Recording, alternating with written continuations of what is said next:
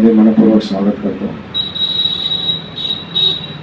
उद्या तुमच्या आता तुम्ही भारतीय जनता पार्टीचे पदाधिकारी झाले म्हणून येणारे आता जे प्रदेश अध्यक्ष आहे ते आता तुमचे प्रदेश अध्यक्ष म्हणजे युवकांचे प्रदेश अध्यक्ष उद्या ते येतात इथे.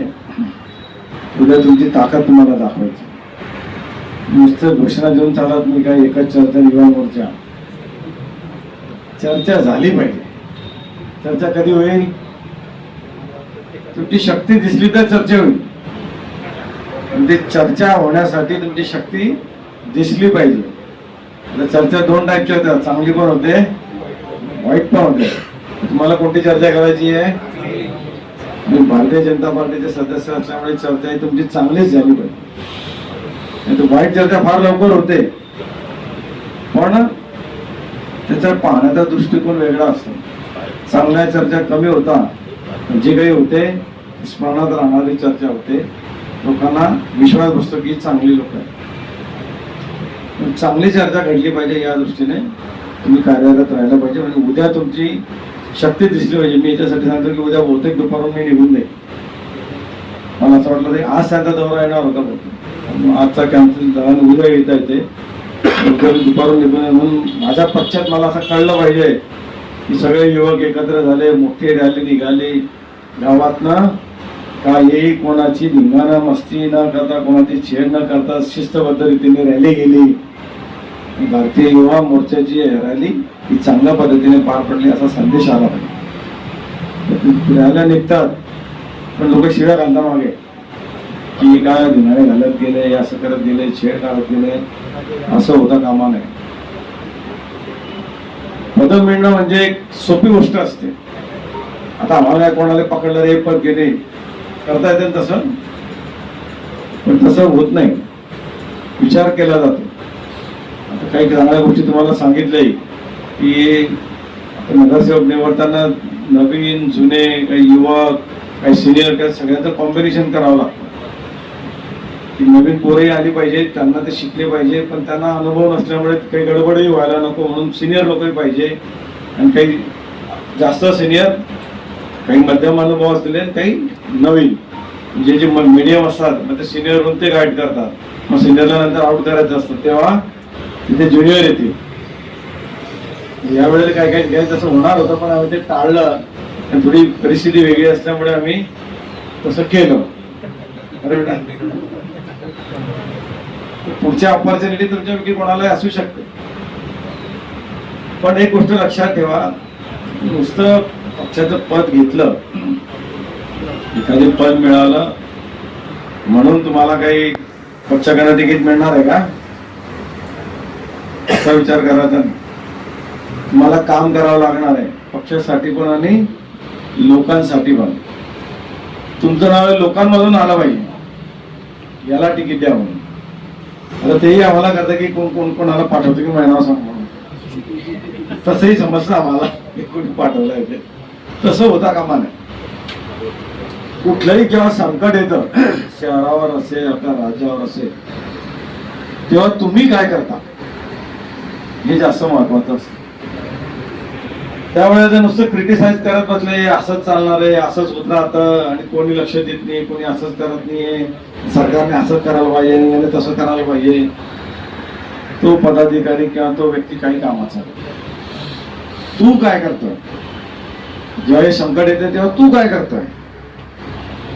तो जेव्हा हे स्वतःला समर्पित करेल आणि काम करायला लागेल की माझ्याकडनं काय सेवा करता येईल लोकांची, त्याला आम्ही त्याला पाहिलं जातं की तो काय करतो, हा व्यक्ती काय करतो. जसं मध्ये कोविड आलं होतं, कोविड मध्ये बहुतेक जण घरातच बसून राहिले होते. काय काय फक्त फेसबुकवर त्याच्यावर फक्त सल्ले देत होते, असं करा तसं करा, इकडे जाऊ नका तिकडे जाऊ नका.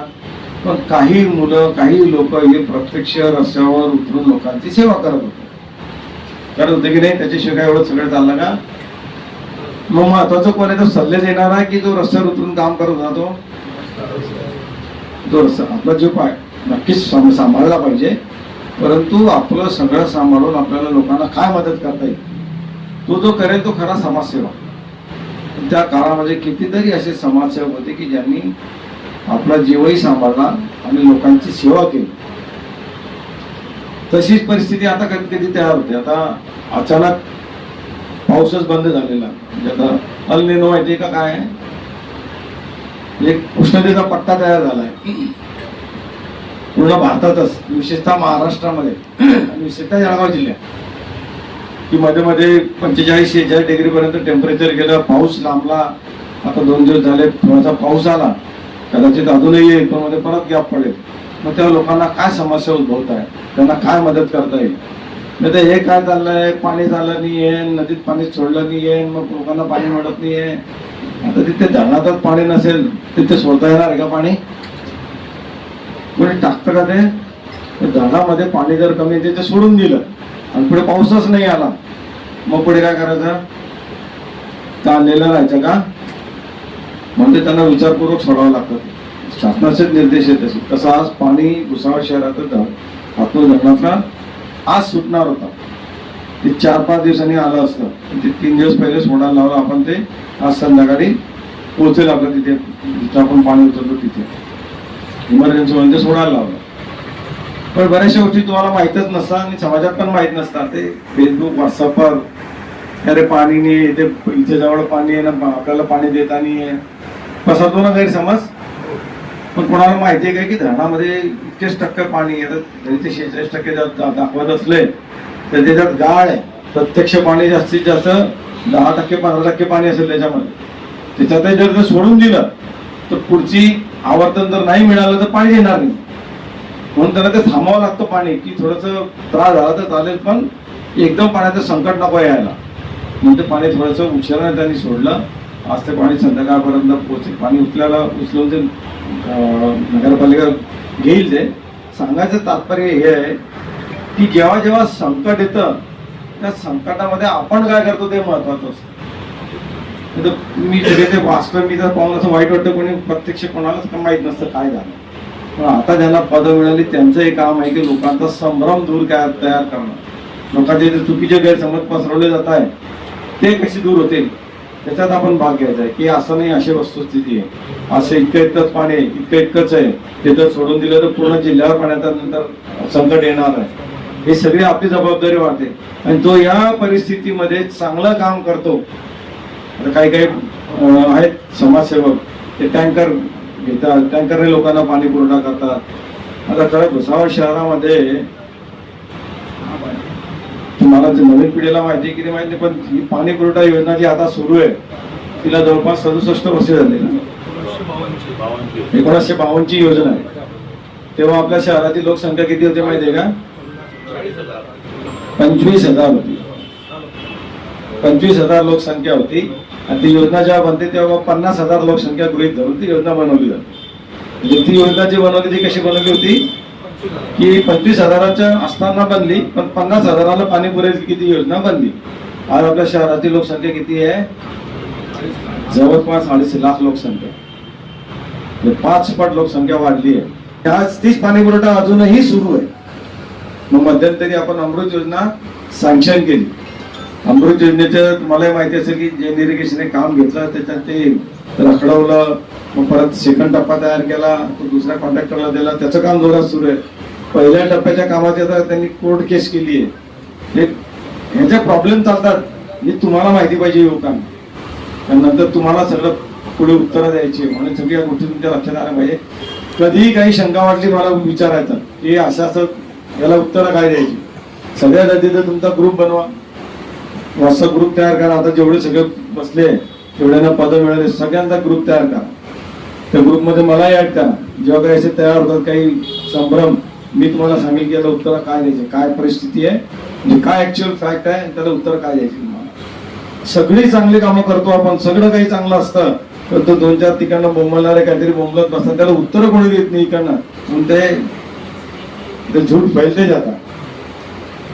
जो खोटा बोलतो जोरजोरामध्ये त्याचं ते चालूच असतं. लोकांना खरं वाटायला लागतं, कारण खरं बोलणारा पण लवकर सांगतच नाही.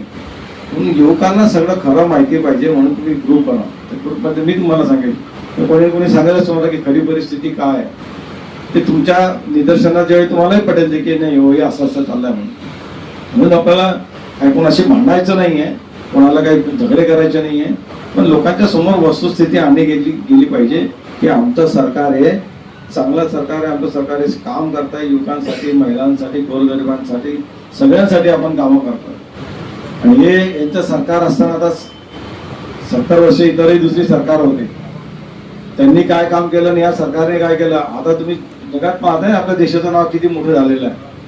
आज भारताचं नाव इतक्या आदराने घेतलं जात आहे ते कशामुळे, आपल्या देशाचं कणखर नेतृत्व आपल्याला चांगलं लाभलं आहे. थोडं देशामध्ये इतकं बेसिक इन्फ्रास्ट्रक्चर उभारलं जात आहे, वेगवेगळ्या रेल्वे तयार होत आहे, वेगवेगळे ट्रॅक चालले जात आहे, वेगवेगळे एअरपोर्ट उभारले जात आहे, रस्त्याचं मोठं झाडं तयार होत आहे, अनेक योजना तयार होत आहेत की ज्या गोरगरिबांपर्यंत पोहोचत आहेत. त्याच्यात हे जे आहे एक बाहेर देशातल्याही लोकांना अप्रूप वाटतं की इतकी प्रगती अचानक कशी काय व्हायला लागली. त्याला कारण आहे आपल्या देशाचं नेतृत्व, की जे देशात होणारं उत्पन्न हे देशातच खर्च झाला पाहिजे, देशाचा पैसा देशातच राहिला पाहिजे, माझ्या देशातल्या युवकांच्या हाताला काम मिळालं पाहिजे. आपण जर या सगळ्या बाहेरच्या वस्तू घेत राहिलो तर सगळा आपला पैसा बाहेर जातो. बाहेरच्या वस्तू कोणत्या आहे, कोल्ड्रिंक पितात ते बाहेरचं आहे, ते टूथपेस्ट वापरताय तुम्ही, कोलगेट पासून काय असेल कोणकोणते टूथपेस्ट आहे सगळे बाहेरचे. एखाद दुसरा ते दंतक्रांती वगैरे काही 2-3 टूथपेस्ट आहे, डाबा दंतक्रांती, आता मी काही त्याचे प्रचारक नाही आहे, पण 2-3च टूथपेस्ट आहे जे भारतात बनतात. बाकी बहुतांशी टूथपेस्ट हे बाहेर बनतात. बहुतांशी गोष्टी ज्या आपल्या भारतामध्ये आपण पिझ्झा बर्गर वगैरे खातो हे सगळं काही भारतीय अन्न नाही आहे, हे सगळं बाहेरचं आहे. त्याचं आपल्या लहान पोरांना युवकांना त्याचं जास्त भुराळ पडते. आता पिझ्झा बर्गर म्हणजे काय आहे, बाशी अन्न आहे, बाशी शिळं अन्न. ते एवढे पैसे देऊन खाता, आपल्या घरी आईनं दिली भाकर की रात्रीची भाकर सकाळी काय की पुढे सकाळी काय दिली खाणार करताना आपण तेच तिथे पैसा देऊन खातो आपण.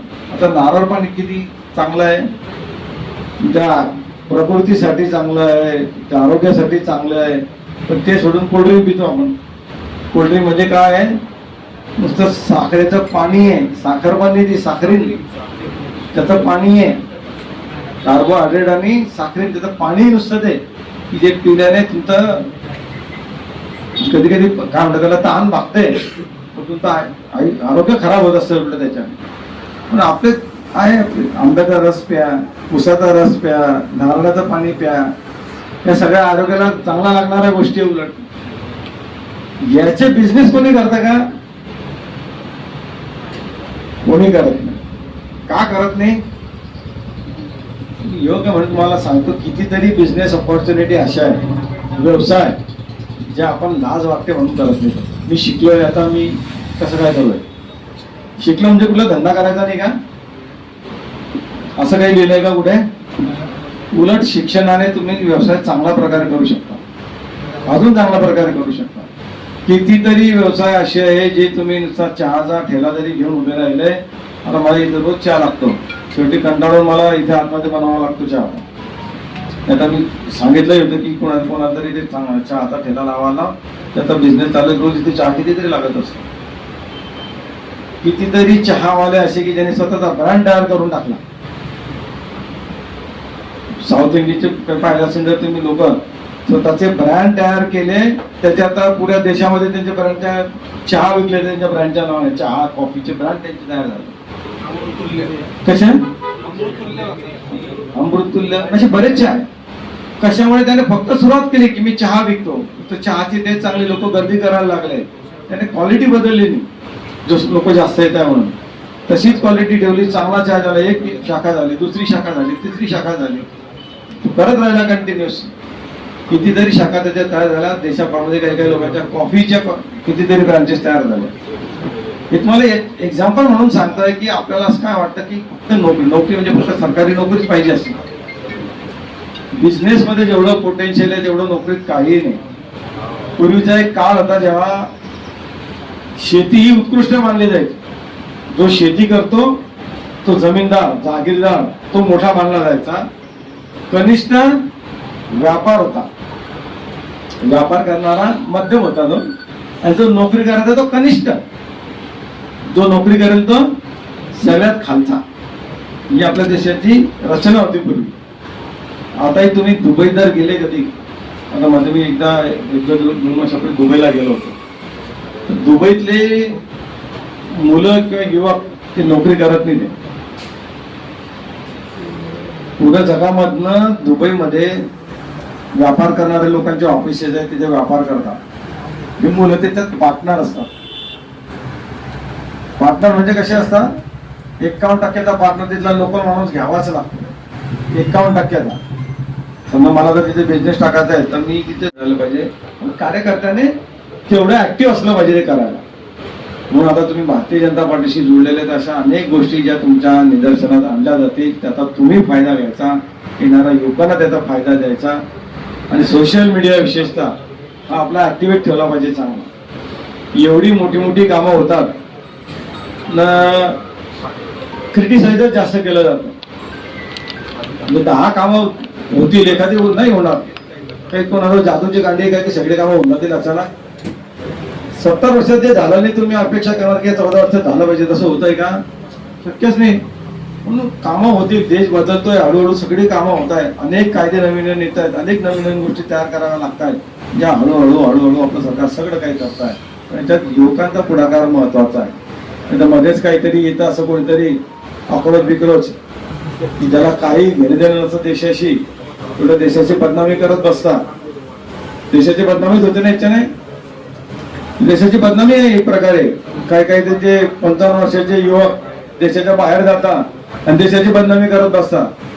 जो देशाच्या बाहेर जाऊन देशाविषयी वाईट बोलतो तो देशाचा माणूसच नाही, तो गद्दार, तो देशद्रोही येतो. पण आपल्या देशाविषयी आपण वाईट का बोलायचं? आपल्या देशाचे प्रश्न ते आपण सोडवायचे. बाहेर देशात जाऊन कोणी सोडवणार का? ते तिथे उठा मजा घेतील आपली. म्हणून आपला देश हा चांगला देश आहे. परकीय लोकांसमोर तर आमचा देश म्हणजे ग्रेटच आहे. तुम्हाला फॉरेन येणारा कोणीच माणूस असेल त्यांच्या देशाविषयी वाईट बोलायला सापडणार नाही, कधीच भेटणार नाही तुम्हाला. आपल्या देशातच आहे की आपल्या देशाबद्दल वाईट बोलत नसतात. नाही तर विदेशी कोणी माणूस, काही बाजूचे देश पहा, खायला अन्न नाही त्यांना, पण तो त्यांच्या देशात वाईट बोलतो का? तो नाही बोलत. त्याला त्याच्या देशाचा अभिमान असतो.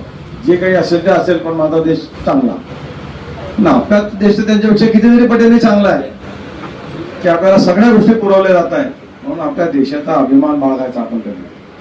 पहिल्यांदा असं घडत आहे की राष्ट्रभावना म्हणजे देश भावना इतक्या मोठ्या प्रमाणामध्ये लोकांमध्ये जागृत झालेली आहे. त्या देशाविषयीचं प्रेमच विसरून गेले होते लोक. आता देशाविषयीचं प्रेम जागृत होते. ते काही लोकांना वाईट वाटतंय. कारण देशाविषयी तुम्हाला प्रेम जागृत झालं म्हणजे ऑटोमॅटिक माणूस देशाविषयी चांगला विचार करायला लागतो. आणि काही लोकांना असं वाटतं की लोकांनी देशाविषयी चांगला विचारच करू नये, इथे दंगेच घडावे, इथे मारामारच घडाव्या. म्हणून याच्यातनं युवकांनी सावध राहायला पाहिजे. हे युवकांचं मेन काम आहे की देशात शांतता राहिली पाहिजे, आपल्या देशाचा अभिमान टिकून राहिला पाहिजे. आणि देशासाठी समाजासाठी मला काय चांगलं करता येईल ती देश भावनेने आणि समाज भावनेने प्रेरितून आपण केलं पाहिजे. एक मोठी जबाबदारी युवकांवर आहे. पुढच्या काळामध्ये अशा अनेक आता गोष्टी घडणार. आता मी जसं सांगितलं तुम्हाला की सिनियर लोक बरेच आहे. आता पुढच्या निवडणुकीमध्ये ज्याचे काही निघतील बाहेर, नवीन तपासणी मिळेल. पण कशी मिळेल? कोण काम करतोय, लोकांसाठी कोण काम करतोय, पक्षासाठी कोण काम करताय ते पाहूनच त्याला ऑपॉर्च्युनिटी मिळणार. म्हणून जो कोणी तिच्यात पास होईल त्याला ती पुढे घेतलं जाईल, त्याला पुढे आणलं जाईल. एक उदाहरण दिलं तुम्हाला नंदू महाजन. खरोखर नंदू महाजन किती वर्षापासून सातत्याने पक्षात काम करत आहे. जिल्हा परिषद सदस्य राहिले, जिल्हा परिषदेचे उपाध्यक्ष राहिले. आता चांगले कोट्याधीश तिकीट मागायला उभे होते. त्यामुळे पक्षाला 20 कोटी देतो, 25 कोटी देतो, तिकीट आम्हाला नाही. त्यांना तिकीट मिळालं नाही. नंदू महाजनला तिकीट मिळालं का? कारण इतक्या वर्षापासून तो पक्षाचं काम करतोय म्हणून सगळ्यांनी त्याचं नाव सुचवलं की नाही इतक्या वर्षापासून पक्षाचं काम करतायत त्यांना तिकीट मिळालं. ही गोष्ट लक्षात ठेवायची आपण की तो पक्षासाठी काम करेल, समाजासाठी काम करेल, त्याचं नाव ऑटोमॅटिक येतं. म्हणजे आम्ही सगळ्यांनी मिळून त्याचं नाव का सांगितलं की नाही त्यांनाच तिकीट द्या. आणि इतक्या वर्षापासून आम्ही बघतोय तो काम करतोय पक्षासाठी. म्हणजे मीच नाही, काही सगळ्या आमदारांनी सगळ्यांनी मिळून त्याचंच नाव सांगितलं की नाही नंदू महाजनला तिकीट द्यावं, तो इतक्या वर्षापासून काम करतोय म्हणून ऑटोमॅटिक त्याचं नाव आलं. तसं तुमचं नाव खाल्ल्या लोकांमधनं आलं पाहिजे की नाही समाजासाठी चांगलं काम करतोय, पक्षाचंही चांगलं काम करतोय, तर त्यावेळेस तुमचा विचार केला जाईल. नाही तर फक्त पद घेतलं, एखाद्या मिटिंगला आले आणि पळाले, तसं होत नाही. खाली ग्राउंडवर तुम्ही काय काम करता हेही लक्षात ठेवलं जातं आणि आमच्या सगळ्या फीडबॅक घेणं सुरूच असतं. कोण काय करताय, कोण काय करताय, आता हे नगरसेवक झाले पण हे पण काय करताय हे पण लक्ष असतं. म्हणजे मुंबईत आता म्हणजे काही लक्ष नसतं असं नाहीये. कोण अगाऊपणा करतं, कोण त्रास देतं, सगळं काही लक्ष असतं. तर आम्ही योग्य वेळ आल्यावर सगळं काही करत असतो. पक्षाची शिस्तच तशी की बडबड करायची नाही, योग्य वेळी योग्य निर्णय घ्यायचा असतो.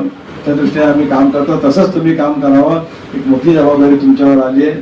लवकरात आता ग्रुप तयार करा.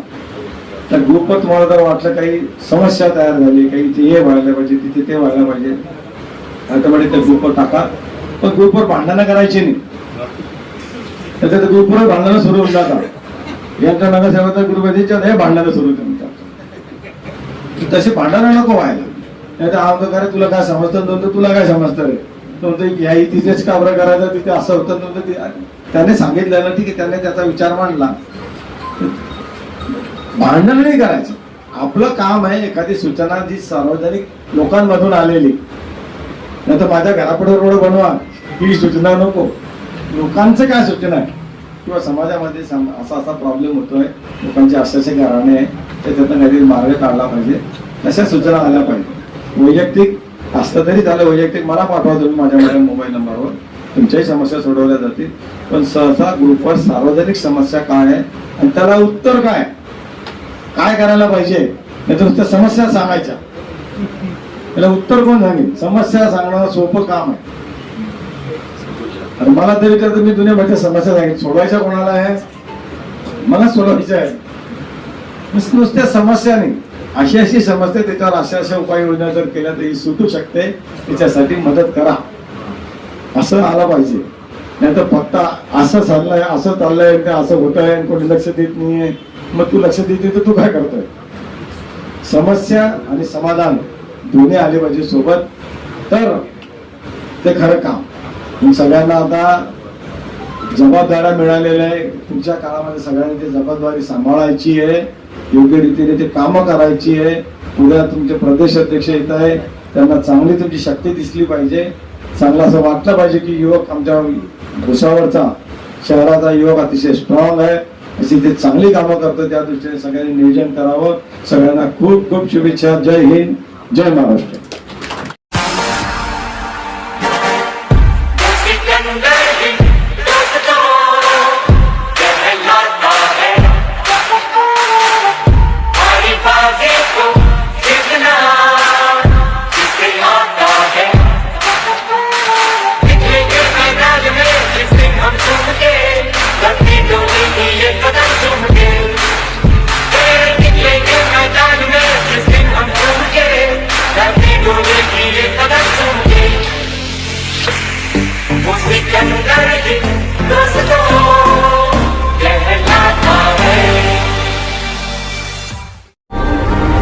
के हाथों की लकीरों को भी रुखसत कर, रोकने से भी नहीं रुकेगी तुम्हारी ये सल्तनत.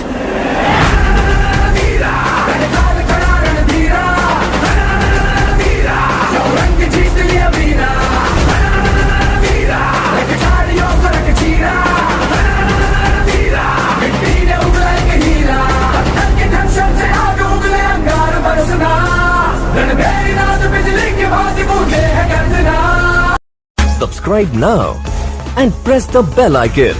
Never miss an update.